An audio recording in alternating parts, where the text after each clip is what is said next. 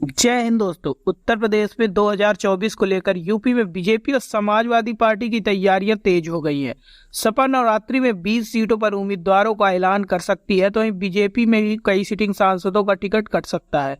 सबसे ज्यादा चर्चा कन्नौज को लेकर है, जहां अखिलेश यादव मैदान पर उतर सकते हैं, तो वहीं बीजेपी सिटिंग सांसद सुब्रत पाठक का टिकट काटकर असीम अरुण को टिकट दे सकती है।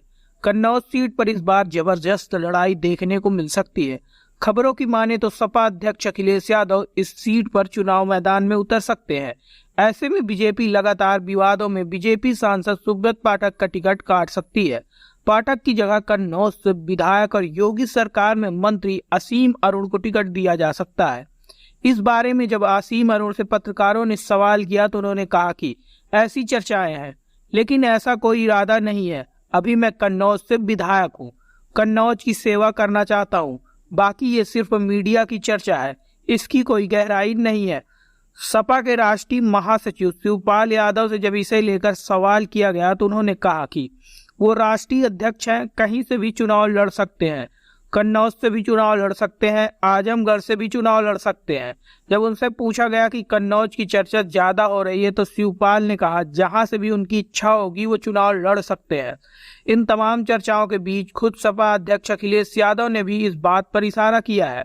गुरुवार को कन्नौज पहुंचे अखिलेश से जब यह सवाल पूछा गया तो उन्होंने कहा कि ये पीडीए का दांव उन्हें उठने नहीं देगा, पीडीए का दांव उन्हें चित्त कर देगा। पीडीए का दांव ऐसा दांव है जिसे समझ नहीं आ रहा है कि किस दिशा में जाए।